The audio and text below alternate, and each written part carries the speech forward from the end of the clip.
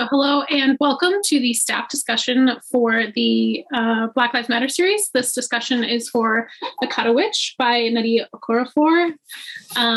So welcome, thank you for joining us. Let's all just introduce ourselves real quickly. I'll start. My name's Marissa and I am in the outreach department and I will be facilitating today's discussion. Hi, my name is Jacob. I'm also in the outreach department with Marissa and I'm excited to talk about this book.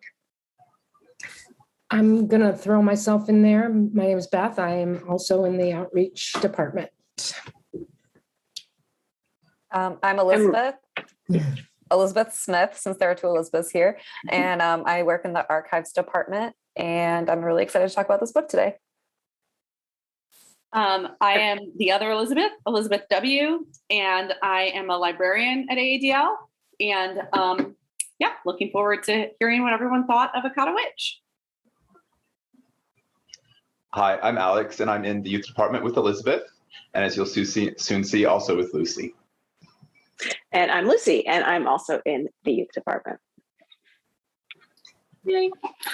All right, so where to start? So basically this book centers around a 12-year-old girl named Sunny who lives kind of this dual life. Her parents are Nigerian, and they live in Nigeria, but she was born in America. She has African features, but has albinism. So she has light hair, skin, and eyes. Her name is Sunny. She can't go into the sun. And she learns she's part of this secret leopard society and has magical powers. But her parents are lamb, so she can't talk to them about it. And so it's kind of about her journey and other things. So I thought a good place to start was just the title. So we learn that Ataka is a derogatory word, which is, it means bush animal, and they use it to refer to American or foreign-born Black people. So I wondered what you thought about that and how that kind of shaped some of the book.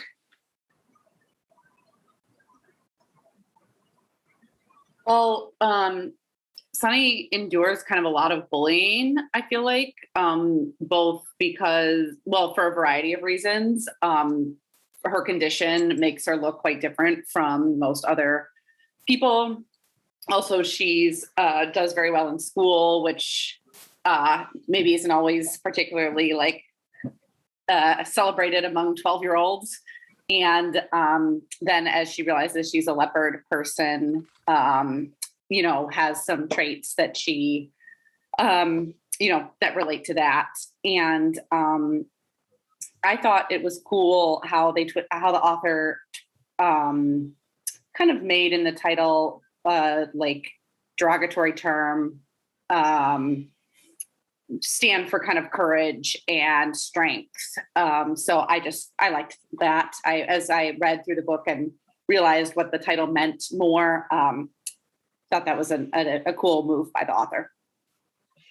Yeah, especially since Sunny is marginalized in so many different ways.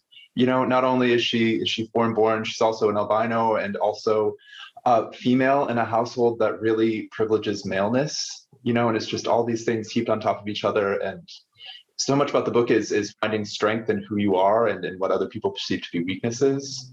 And I thought that was the title was a particularly nice touch. Yeah, I think both parts of the title, like witch is also seen as a very derogatory thing in this culture, and like also somewhat tied to her albinism. Like she's expected to be a witch because of her condition. But she's like reclaiming this identity.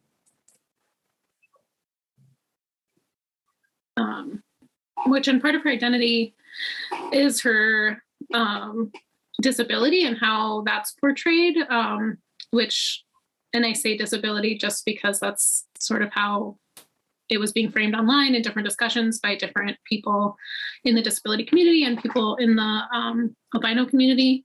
Just wanted to talk about if any of you had any specific thoughts about disability or if it had been framed for you in your mind that way. Though it seems like people's disabilities in this book are sometimes like their special powers. I was a little disappointed, I have to say, by like the fact that as Sunny got more and more powerful and learned about being a leopard, they kind of stripped it away. She could go out in the sun and she could do all these things. And I feel like that kind of sends a message of like, you can't be this thing with your disability. You have to be, separate. But I did like the way that they were taking things that our culture would notice, like ADD and things like that, and turning it into someone's sort of magical power. Yes, and something that I've learned about through participating in the different book discussions offered from the library. I don't remember which book it was. Maybe it was Being Human by Judy Heumann. But there is a kind of an idea that people with disabilities are looking for a cure. And that to see characters be cured of their disability, like Orlu and his dyslexia became, he was no longer dyslexic. I was like, that's I don't know how I feel about the messaging of that. Yeah. But it was something interesting. It was at least good that, I mean, she remains herself, and her outward appearance remains as it is, and people perceive it the same way as they would otherwise. And she is freed from that particular constraint in a way that I could totally see that being problematic. But at least she's just very much centered in that identity in other ways. And in some ways, I did like how the author made maybe a disability or a difference to be a superpower, because I think that could be kind of an empowering thing for, I mean, this is a YA novel for a younger kid to kind of think about, like, if they're struggling with dyslexia or something, to kind of reframe that maybe slightly, just as like, oh, this is like a thing that makes me different, but also like awesome, so that aspect was, that I totally agree with Jacob with what you were saying, and Lucy, I didn't love how, like, as Sunny got more leopard, she didn't, she could go out in the sun and that kind of thing. But I thought, in some ways that could maybe be empowering to a young reader.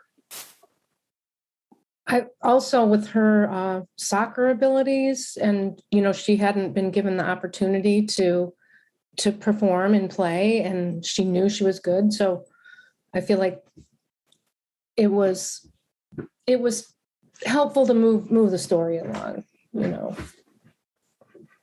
Which definitely, to me, the soccer game also showed the difference or the intersection between not only her disability, but also just being a woman, that was a really big source of anger from some of the boy players. And then, like, afterwards, when the other girl said, like, oh, now I know I can play, like, next year.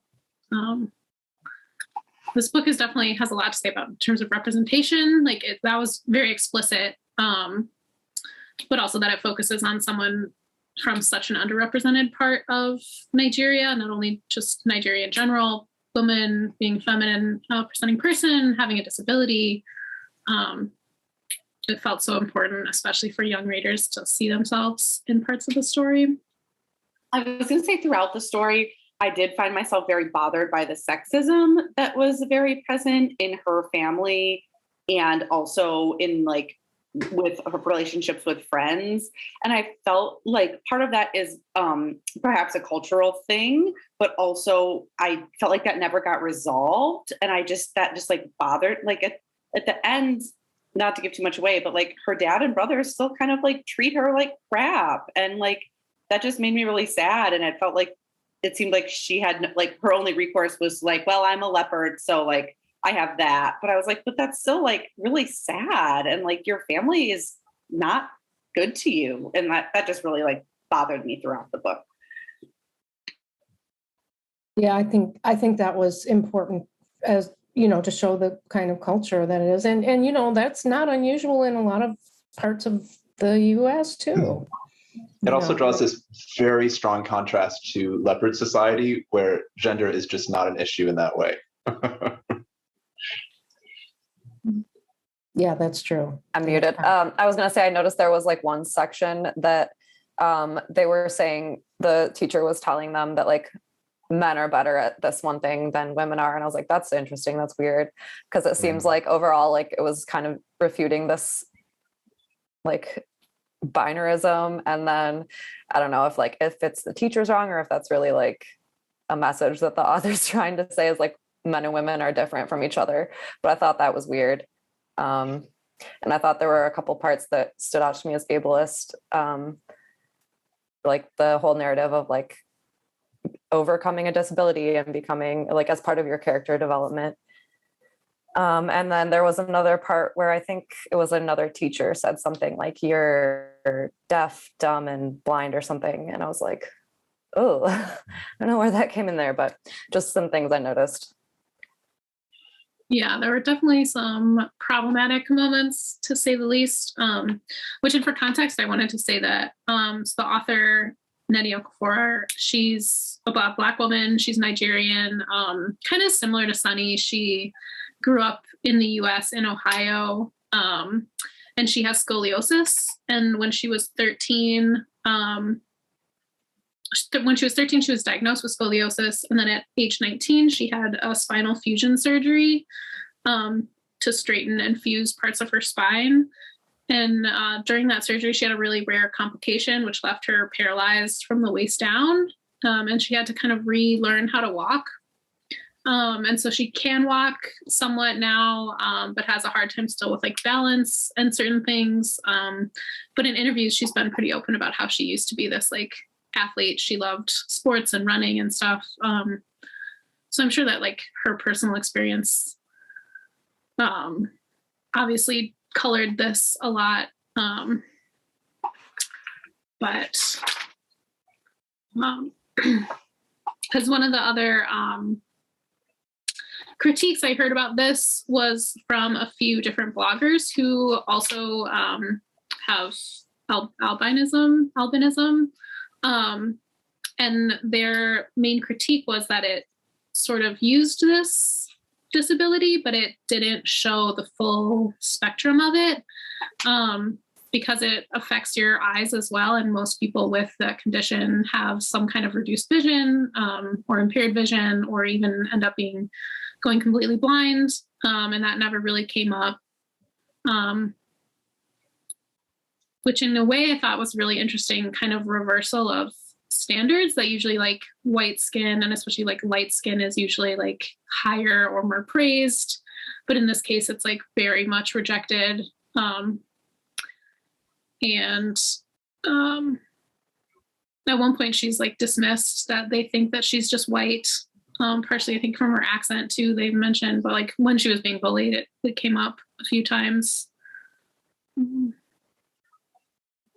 Yeah, one of the things about that though that I thought was really great is that I don't want to defend the book's flaws, even though I have a little bit already, but just that but that the author is incredibly good at just showing how messy real life is and how messy culture is. So being Akata is like definitely a slur, but the person, if you could say that slur, but the person next to you is doing their best imitation of Black American culture. Like that's really represented in the book too, you know, and how like it just permeates the whole thing, how role models are often extremely flawed, you know, and at each introduction you're just like, oh, this person is probably a piece of work, and then it takes a moment for their goodness to really flower as the book goes along. And there's just so much delightful stuff in that, and like so many kids' books are great, but offer just a far too simple, far too sanitized version of how life works. Very, very true. Because the other part of dealing with albinism in Africa is like many people are murdered because of that skin condition, and especially because like parts of their body, like they were believed to be magical, even to the point where people have like, you know, special considerations that they do to like make sure that they stay safe and are not even further marginalized.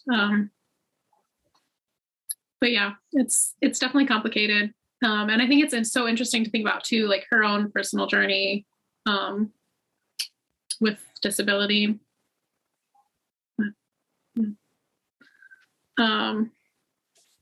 Which I also thought, so speaking of that general critique of how it kind of was cured, I also wanted to mention, I thought it was interesting that Sugar Cream didn't have that experience. Like it was kind of this two-sided coin of like, Sunny was kind of cured, and Orlu, I think, was dyslexic, and then at some point it kind of like clicked and he could read. But Sugar Cream had scoliosis, and it like wasn't cured. Like she still had issues, but then it also like gave her more power to shapeshift. So there's definitely like a lot of things at play in this world. Well, and that's kind of cool to me that you can't like, I don't know. I think there was a lot of diversity in the world that this author created, just in terms of like body shape, body size, body ability, like mental, you know, like even like height, weight, like skill sets, all of that. And like, I thought that was cool. You know, it was unpredictable what someone might look like or act like or be expected to do, which was something I really liked about it. Like, you know, the Sugar Cream and the other kind of like, I forget the words, but like the lead folks, like they weren't these like beautiful, perfect people. They were like regular folks who like some had a disability or like some were kind of like, you know, maybe like, I don't want to say like unusual looking, but like the one guy was like 7.5 feet tall, you know, I mean, just like different bodies and different people. And I thought that was really just a good aspect of the world created in this book. Something that Alex had mentioned about the heroes or, you know, false attention towards someone who's supposedly a leader. But there was the musician, I guess, yeah, Chi-Chi's dad, right? He is mentioned. He's a famous musician, but, you know, he's really, you know, he hasn't been a good dad to her. And so kind of the same thing, like where that was really like, wow, that's your dad, you know, but he was kind of a deadbeat.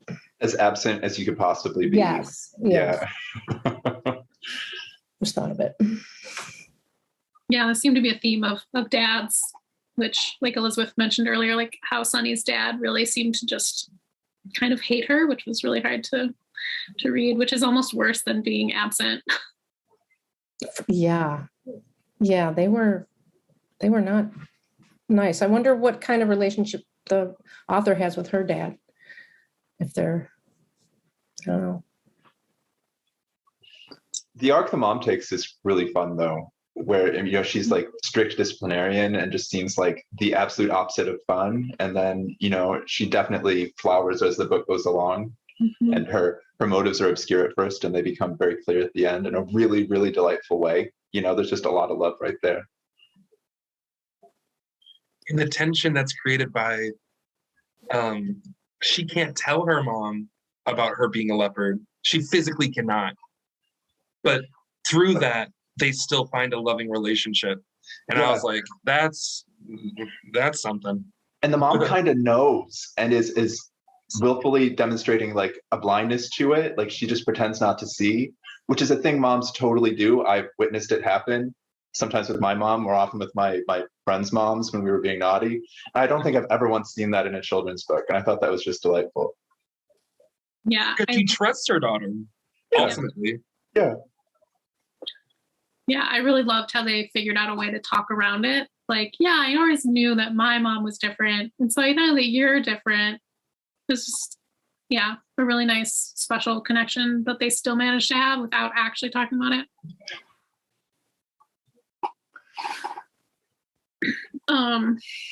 So obviously there's a lot in here about gender. There's also, I think it's interesting how the author uses fantasy to kind of talk about bigger issues. There's definitely were some specific parts where she was comparing like African to the US, and how she even, I think she explicitly says one time that everything's biased towards European juju, which I thought was a very interesting like thing to note, I guess. Otherwise, leopard society has just like really great values, right? Like if you're in it for the money, you're just getting it all wrong and everyone around you knows it, you know, and it's relatively egalitarian, but even they have their like weird racial hierarchies that don't actually make any sense. Like, yeah. Yeah, it was super interesting to me how there were kind of different like leopard groups. Like I would think, oh, like if you're a leopard, you would all like team up and be like, on the same page, but kind of not. Like, like you said, Marissa, there was like different access points into that world, and like some folks lived very differently than others, and they compare a lot. Like, in America, the one kid was like getting into trouble there, and it like wasn't really working out for him with like American leopard society, and I just thought that was interesting how it's different all over the world, which like makes sense. But a lot of the time in fantasy novels, I feel like I don't know, most like if you're on the same team, you're on the same team, and like that's it, I don't know. Because they also had another dig in there at one point. I think about Sasha, who they're talking about understanding when the other council people were talking in other languages, and they said like, oh, well, Americans just expect that other people will make them understood, but you don't know how to listen, something along those lines. Yeah, that was, I was like, yeah, you're exactly right on that. It's so true. Yeah, Americans just expect us you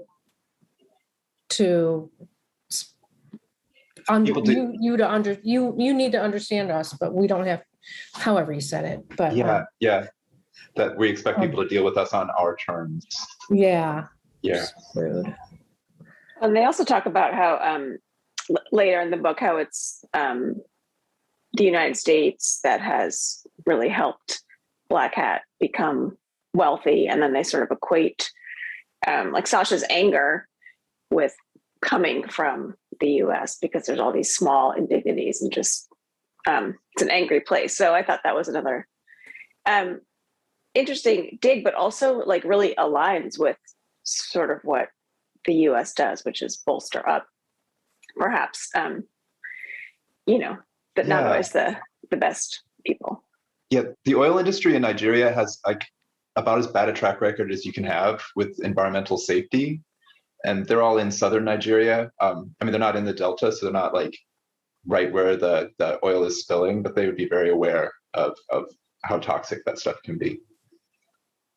Yeah, that stood out to me as like his alignment with the oil industry as like an attempt at discussing environmental issues, especially with the masquerade at the end. Like she kind of represented like destruction of the natural environment. Yeah. And she spun like a drill.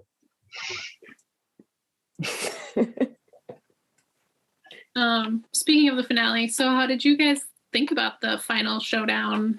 I thought it was awfully brief. And so close to the end. It's so close to the end. So much is building up. The first time we ever meet Black Hat is in the same chapter in which he is dispelled by his own hand. So spoiler alert. Yeah, spoiler alert. So I was frustrated by that. I couldn't tell you why exactly. It just felt unearned almost. And then she Satan, what is Satan's name? Ikwesu. The big bad, she dispels with a single word. Yeah. I was like, this isn't fair. No.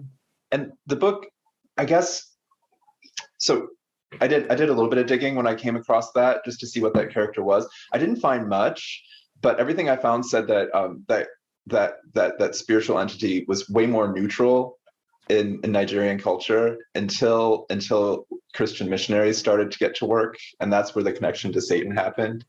So that's probably where I was most disappointed in the book, where like very interesting. Yeah.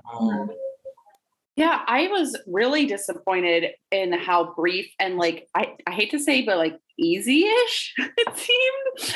Like I thought there was going to be a much bigger battle with maybe like several instances of like different, like maybe changing locations or like movement or something. And I like kind of like ended the book confused, to be honest. I like didn't know what had actually happened and like why it happened so fast. I was like, is this a joke? Like maybe it's like one of those things where like you think you killed a villain, but then he's like back bigger and stronger. I don't know. It was very odd to me. I literally closed the book and was like, huh. I don't know. Yeah. She did try to set the stakes high, but it was probably easier for them to get to their teachers' houses, or harder to get to their teachers' houses than it was to off the big bad. You're absolutely right. Yeah, I mean this whole book, was like a quest basically, right, to get to this place, and then oops, that's done. But I also, when I finished it, I was like, I had that same reaction, Elizabeth, of like, huh. And then you go, like, my book takes you right into the first chapter of Akata Warrior. And I was like, oh, I see. So, I think that it is to be continued. Yeah, I just wanted a visual representation. Like, this is the book and all of this is the beginning. And then like, they don't meet Black Hat until there's like 50 pages left. Yeah, I was literally like I was like, is it going to happen in this book? I don't know. And then it did, and it was so short. Yeah, it also felt like the emotional connection of like that he was the one who murdered her grandmother. Like that also felt very almost like shoehorned at the end of like just some guy, and then here's a reason where it should have like more emotional stakes, but it still didn't quite feel. It didn't fully land for me, I guess. Yeah. I would feel so much differently if through the act of her defeating the big bad with a single word somehow revealed something about her powers, or something that a secret that was set up in the book was then told by the act of this really brief battle.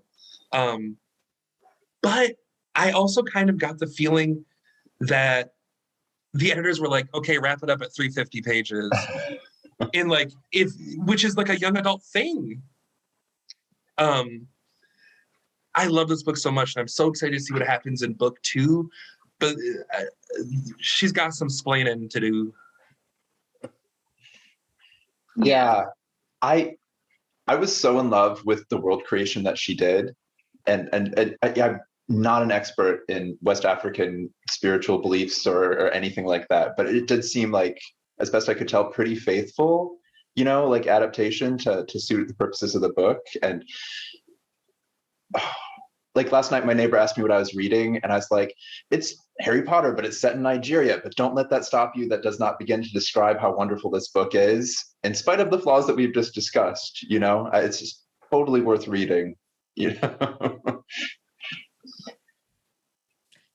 Yeah, I haven't read all the Harry Potters, but I definitely, was getting that vibe. So that was validating to hear you. Did you guys think that too as you were reading it?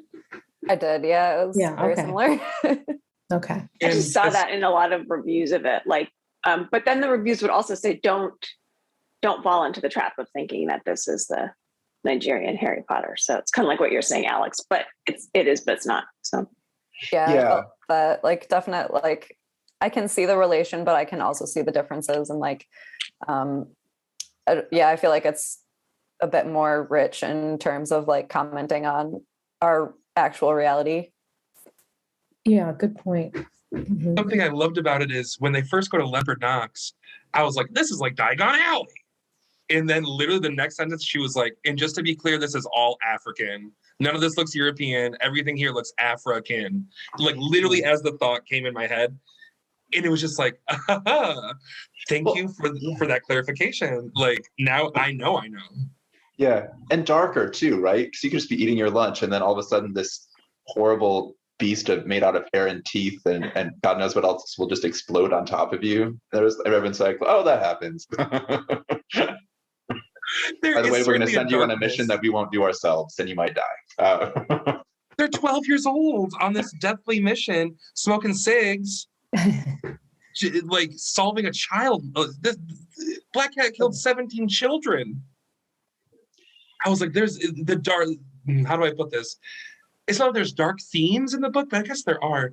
It leaned into what I felt were like, when I first found out that the Grimm fairy tales were gross. Yeah. And I was like, fairy tales are gross. And this is a reminder of that it's not, I don't know. Are they all 12 or any of them?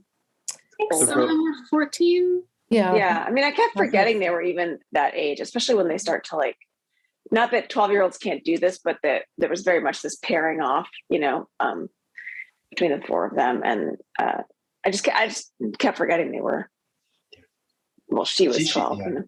Chi-Chi might be 16. I mean, that number is quite. Oh yeah, she just does. Yeah. She won't say.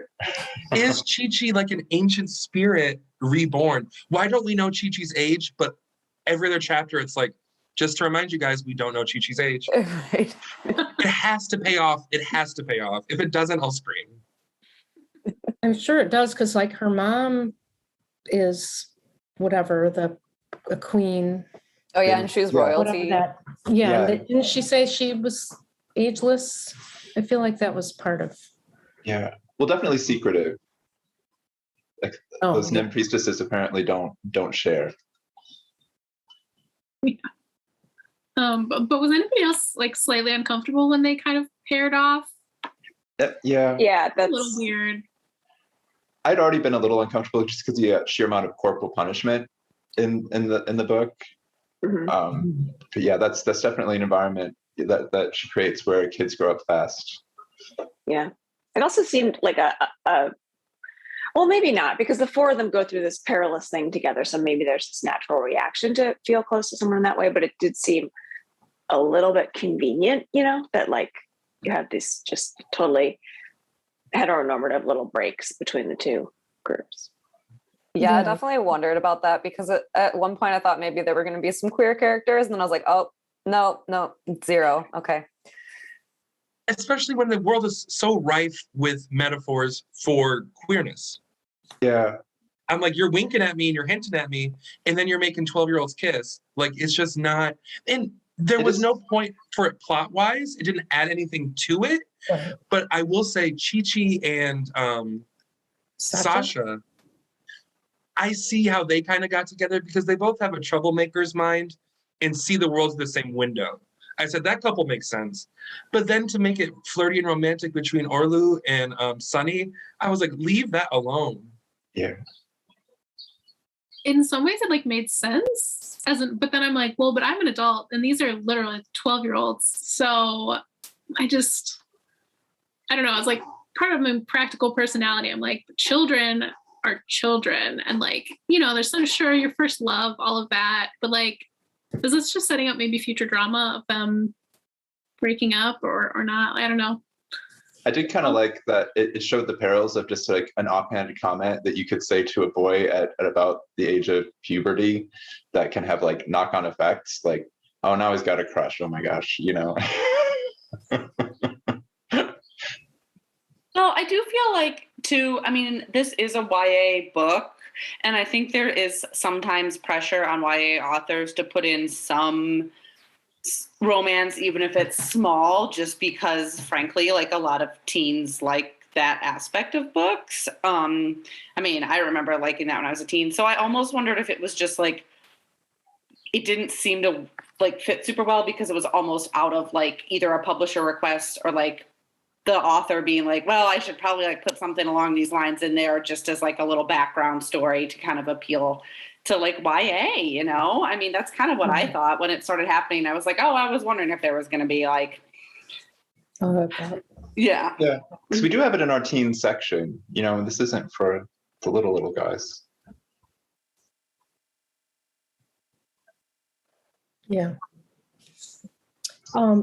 Generally, though, do many of you gravitate toward fantasy storylines?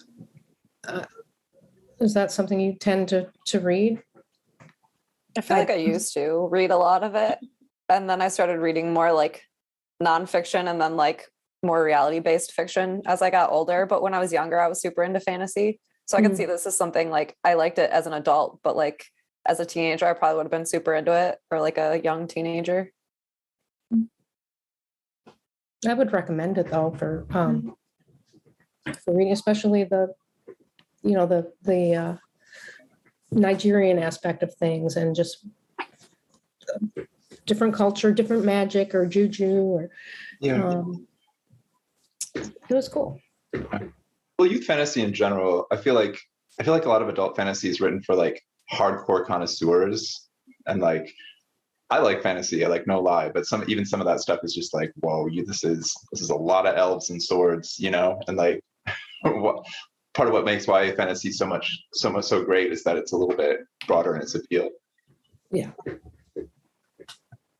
Yeah, I like reading fantasy, but I often find adult fantasy books daunting, not because I can't read, but just because I like to read a lot. And I feel like if I'm delving into an adult fantasy book, it takes the time of like 3 or 4 other books. And I'm just like often not willing to do that because there's so many things I want to read. So in some ways I did like this opportunity to read a fantasy that was a bit of a quicker read. Although as an adult, I do not like reading YA, and I find the writing to be pretty it's simpler, and that's frustrating to me at times. But I kept trying to tell myself, pretend you have the mind of a child, because I would be like, what? This sentence is this is too many shorts, I don't know. I wanted more descriptions. But I agree with you, Beth. I think I would recommend this to a younger person, Mm-hmm. Yeah, I have pretty much same as Elizabeth. In some ways I was just in general disappointed that it's part of the series, only because sometimes it's tiresome to pick up a book and it's really cool, and then sometimes you just want to put it down and not have to read another couple books just to get it, even though I think it's interesting, and I hope that I have time to finish the series because I did enjoy it, even though similarly I don't really like YA in general. But I think this is also especially interesting just for its setting. I think that I really like Nnedi Okorafor just for her stories. I think her adult work is very interesting. I think it's this new setting that there's so much there. I really enjoy reading other Nigerian fiction. I think there's so much there that, and now it's becoming more popular. So publishers are more willing to publish that kind of work, which is great that there's just more on the market now. Because it feels new, even though it's not, because it's new to us, I guess. It's interesting. In the beginning of the book, I was noting how many times Sunny mentions the books that she's reading, the specificity. So it's this is there's a reason. And one of them is, Purple Hibiscus by a Nigerian author. And then I think one was a Virginia Hamilton stories, and she's an African-American folklorist.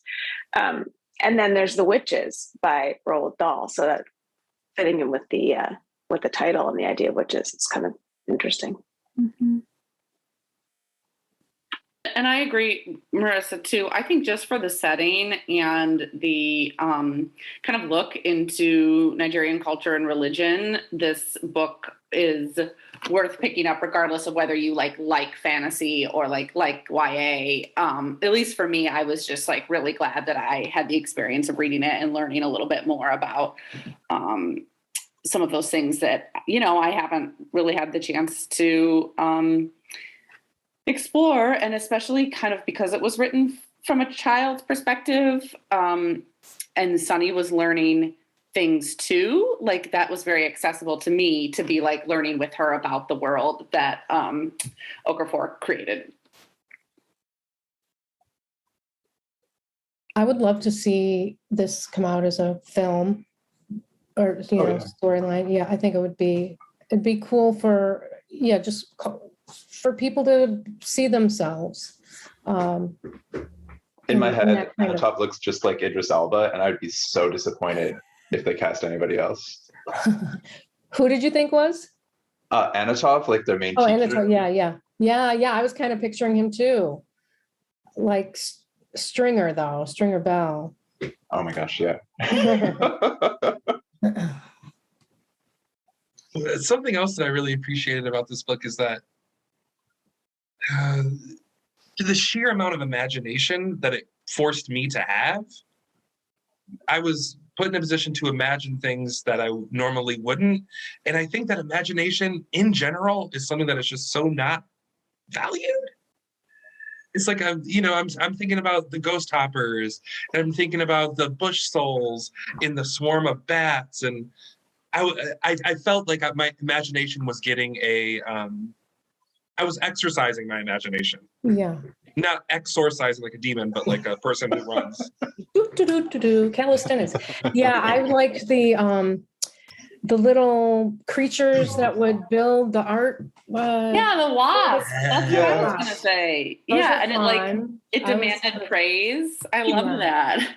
There were a lot of nice little moments like that, you know, where like Sunny's like, oh, that's a fairy, but not like a cute one. It's got like fly wings and its clothes are made of cobwebs, and you're sort of like, oh dear, that's not probably unpleasant. Yeah, this book is full of those amazing moments. In one way, I'm so delightful. Like, it was so delightful to read it for the first time about these creatures, but I also kind of wish that I had some kind of cultural framework to understand, like, is this a new thing from her brain, or like, is this a very well-known Nigerian creature?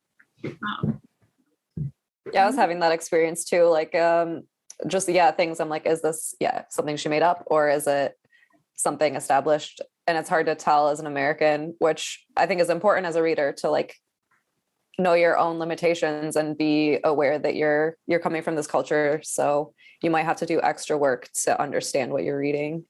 Yeah. I watched this short interview with her, and they were asking the author how she got into magical realism, and she was just saying it was just sort of, or like adding magic to her stories, something she always kind of did.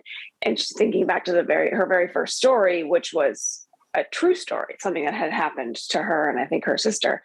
And she's like, and the elements of magic were there. And I don't know if that meant she like put them there or they were there in this true story. So I do think there might be some cultural context that could be further explored. Like, there was one thing that I did find out was about the written language that Sunny, the book that she gets, where there's all these symbols and like they kind of move a little bit. It's based on a real language. It's a real written language. I don't fully know how to pronounce it. I'm sorry, Mississippi. But it's used in parts of Nigeria and Cameroon, and it doesn't correspond to any spoken language. They are like pictograms, and they refer to like concepts or phrases. And it seemed like definitely a product of its location, that there were different groups of people speaking different languages, but it was kind of this common language that they were able to communicate, which I just think is super cool. Mm-hmm. Yeah, so there you go. Does anyone else have any final thoughts of this book or other amazing things that we didn't talk about yet? All right. Well, thank you for joining us for this discussion, and join us next time when we are back. Oh, I can share that we are discussing Their Eyes Are Watching God next. And that should be a good one. And that'll be our next month's discussion. So thank you. Bye. Thank you. Bye. Thanks.